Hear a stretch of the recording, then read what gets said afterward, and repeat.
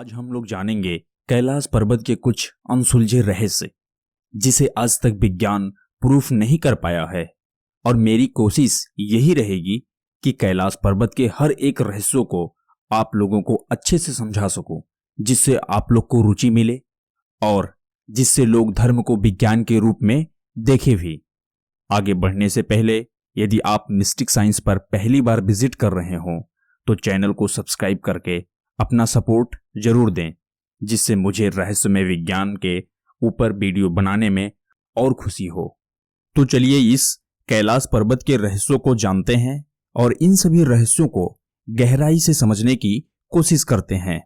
जैसा कि हम लोग जानते हैं कि कैलाश पर्वत तिब्बत में स्थित एक पर्वत श्रेणी है जिसकी ऊंचाई लगभग 6638 मीटर है, जो हिमालय पर्वत से लगभग 2000 मीटर छोटा है।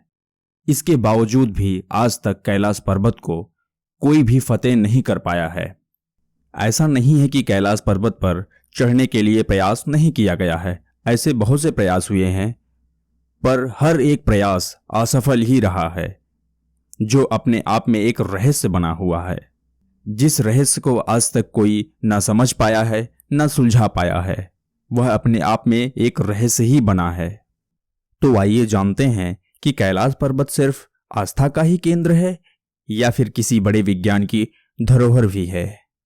तो कैलाश पर्वत का पहला रहस्य यह है कि लोग कैलाश पर्वत को क्यों नहीं फतेह कर पाए। इस रहस्य का कारण यह है कि कैलाश पर्वत अपने आप में एक अलग दुनिया को दर्शाता है, जिसे हम लोग शिव जी का लोक कहते हैं। यह शिव जी का लोक मृत्यु लोक और स्वर्ग लोक के बीच में स्थित है। इसी कारण से जब कोई मृत्यु लोक का व्यक्ति यानी कि हम लोग कैलाश पर्वत पर जाने की कोशिश करते हैं तो यह कोशिश असफल ही रहती है, चाहे क्यों ना ही हम लोग कितनी बार भी प्रयास कर लें। इस बात को और अच्छी तरह से समझने के लिए एक एग्जाम्पल लेते हैं। जैसे हम लोग अपने देश से किसी दूसरे देश में जाते हैं तो दोनों देशों की सीमा पार करने के लिए पासपोर्ट की जरूरत पड़ती है। बिना पासपोर्ट के हम दोनों देशों के बीच की सीमा क्रॉस नहीं कर सकते हैं। ठीक इसी प्रकार कैलाश पर्वत एक अलग दुनिया है जहां पर जाने के लिए हमारी योग्यता होनी चाहिए। ऐसा नहीं है कि कोई व्यक्ति आज तक कैलाश पर्वत पर नहीं जा पाया है या नहीं गया है।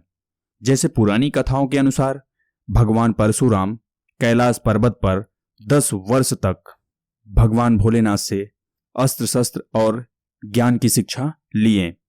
और अगला रहस्य यह है कि जब कोई व्यक्ति जैसे जैसे कैलाश पर्वत की ओर बढ़ता है तो उस व्यक्ति को दिशा भ्रम होने लगता है। तो आइए जानते हैं ऐसा किस लिए होता है और ऐसा क्यों होता है। ऐसा इसलिए होता है कि हम लोगों को सिर्फ 4 दिशाओं का नॉलेज होता है, ईस्ट, वेस्ट, नॉर्थ, साउथ, यानी कि पूर्व, पश्चिम, उत्तर, दक्षिण। और कैलाश पर्वत पर 4 से अधिक दिशाएं होती हैं।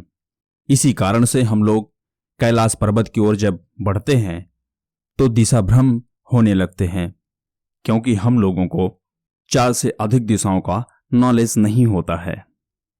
जब हम कैलाश पर्वत पर आगे बढ़ते हैं और इस आगे बढ़ने के दौरान जहां तक इन 4 दिशाओं की उपस्थिति होती है वहां तक हम लोगों को पूरी ठीक तरह से याददाश्त होती है कि हम लोग किस तरफ आगे बढ़ रहे हैं।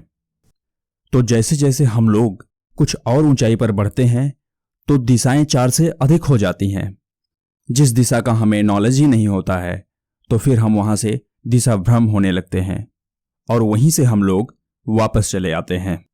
जैसे मान लीजिए आपको किसी सब्जेक्ट का नॉलेज ही ना हो और फिर उसी सब्जेक्ट का आपको क्वेश्चन मिल जाए, क्या आप सॉल्व कर सकते हैं? नहीं सॉल्व कर सकते हैं, क्योंकि आपको उस सब्जेक्ट का नॉलेज नहीं है।